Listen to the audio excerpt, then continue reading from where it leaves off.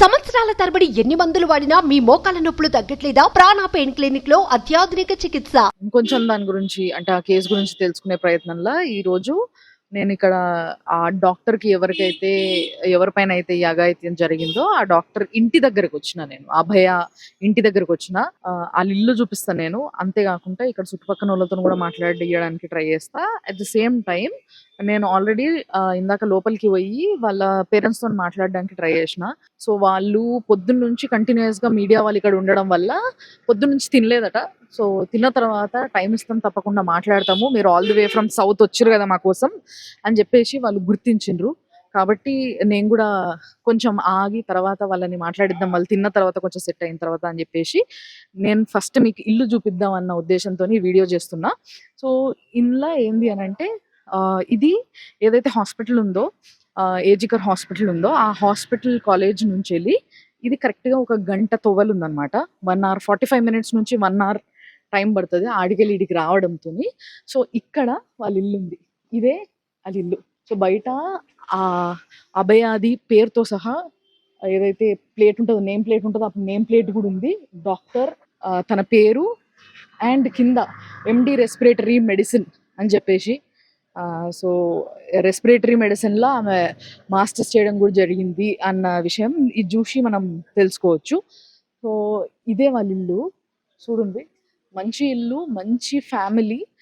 చూస్తే కూడా అర్థమవుతుంది మనకంటే ఇల్లు చూడంగానే మనం కొన్ని చెప్పొచ్చు. లైక్ ఎట్లా అంటే వీళ్ళు ఉండే వాతావరణం ఎలాంటిది, ఇల్లు ఎలాంటిది. సో మంచి middle class well settled family ఎట్లయితే ఉంటుందో, హైయర్ మిడిల్ క్లాస్ ఫ్యామిలీ, అలాంటి ఫ్యామిలీ.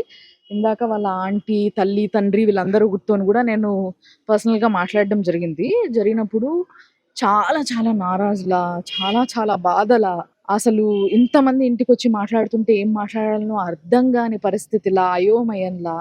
అంటే ఒక కూతుర్ని కోల్పోయిన తల్లి తండ్రి యొక్క బాధ ఎంత ఘోరమో, ఎంత గోసనో మనందరికీ తెలిసిందే.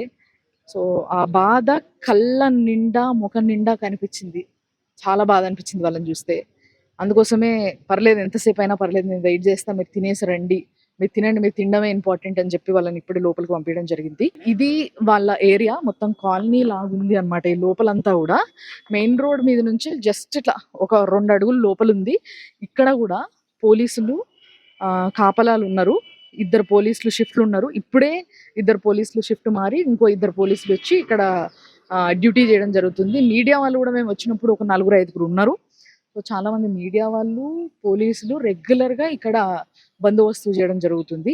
అండ్ ఈ పక్కనోళ్ళు వీళ్ళతోనే ఎవరితోనన్నా అమ్మాయికి ఫ్రెండ్షిప్ ఉందా, మరి ఆమె ఎట్లా మాట్లాడేది, ఎట్లుండేది, ఆమె బిహేవియర్ ఎట్లుండేది, ఎలాంటి వ్యక్తి అన్న విషయాన్ని కొంచెం తెలుసుకునే ప్రయత్నం అయితే చేస్తాను నేను. ఎందుకంటే ముఖ్యంగా బెంగాల్ ఏంది అని అంటే వీళ్ళందరూ కూడా బిజినెస్లు చేసుకునేటోళ్ళైనా లేకపోతే ఏ కొలువు చేసేటోళ్ళైనా కూడా వీళ్ళల్లో ఒక సిస్టమ్ ఉందంట బెంగాలీస్కి. ఏంది అని అంటే మధ్యాహ్నం లైక్ 1 గంటన్నర నుంచి వెళ్ళి సాయంత్రం 4-4:30 గంటల వరకు మంచిగా తినేసి పడుకొని లేచి తర్వాత మళ్ళీ బ్యాక్ టు ది పెవిలియన్ లాగా వాళ్ళ పనులు వాళ్ళు చేసుకుంటారంట.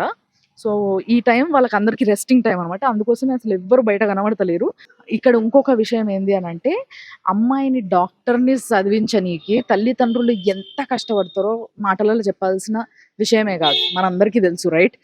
నిజంగా చెప్పాలంటే ఇప్పుడు చూడండి, తారా డ్రెస్సెస్ అని చెప్పి ఇక్కడ బోర్డు ఉంది.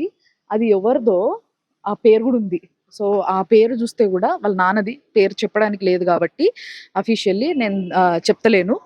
అక్కడ వాళ్ళ నాన్న పేరు ఉంది, అది వాళ్ళ నాన్న పేరే అని చెప్పడానికి నా దగ్గర ఉన్న ఆధారం ఏంటంటే ఇంటి పేరు సేమ్ ఉంది. వాళ్ళ ఇంటి పైన ఆ బోర్డు అతికేసి ఉంది. అంతేకాకుండా ముందు ఒక మడి ఉంది వీళ్ళకి. అంటే ఒక షాప్ ఉంది.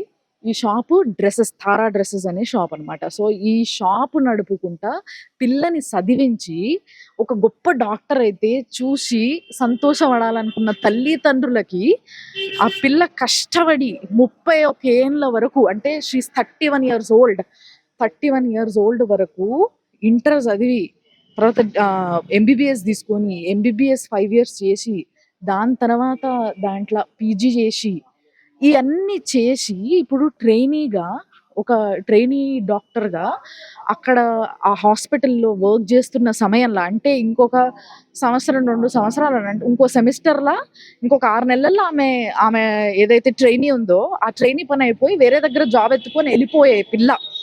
అలాంటి పిల్ల పైన అఘాయిత్యం జరిగితే తల్లిదండ్రుల కలలు, వాళ్ళ యొక్క బాధ, వాళ్ళ గోస అసలు చెప్పవసమైతలేదు. ఒకసారి ఆలోచించండి. ఎంత దారుణంగా ఆమెని ఎంత బ్రూటల్‌గా ఇది జేయడం జరిగిందనేది. కాబట్టి చాలా చాలా బాధ అనిపించింది చూస్తే గూడా. సో, వాళ్ళతో మాట్లాడినది వాళ్ళ పేరెంట్స్‌తోని గాని, వాళ్ళ ఆంటీతోని గాని మాట్లాడిన వీడియోని నేను ఇంకొక దాంట్ల మళ్ళా అంటే నెక్స్ట్ అప్‌లోడ్ జేయడం జరుగుతది. సో, ఇట్లా ఎక్స్‌క్లూజివ్‌గా మన కోసం అంటే మన తెలుగోళ్ళ కోసం నేను మన సుమన్ టీవీ చేసిన ప్రయత్నంలో భాగంగా ఇక్కడి వరకు నన్ను పంపి మీకు ఎప్పటికప్పుడు ఇన్ఫర్మేషన్ ఎక్స్‌క్లూజివ్‌గా ఇవ్వడానికే నేను కోల్కతాకొచ్చిన. కాబట్టి ఫాలో అవుతూనే ఉండండి సుమన్ టీవీ.